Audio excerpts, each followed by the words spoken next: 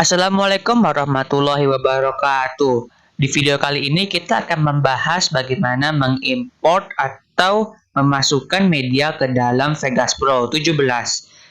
Tapi ada baiknya jika Anda menonton video sebelumnya yang membahas tentang interface dari Vegas Pro 17. Oke, langsung saja kita mulai.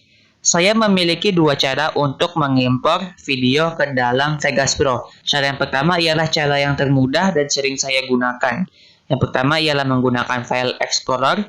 Caranya buka File Explorer, lalu cari direktori di mana media Anda berada. Di sini saya sudah menemukan di mana media saya. Anda klik. Lalu seret ke dalam Vegas Pro. Tinggal di drag and drop. Lalu klik no. Nah, video Anda sudah ada di dalam Vegas Pro. Ini adalah cara yang pertama, cara yang termudah. Namun jika Anda ingin mencoba cara yang lain, Anda dapat melakukannya dengan cara membuka file, lalu cari import. Nah, di sini import memiliki banyak pilihan, tapi kita akan membahas ini lain kali.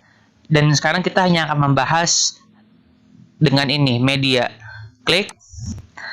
Nah, lalu Anda hanya tinggal mencari di mana video atau media Anda berada. Di sini saya sudah menemukannya. Klik.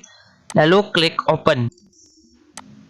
Nah, lalu hasil import tadi akan dimasukkan ke project media, bukan langsung ke sini.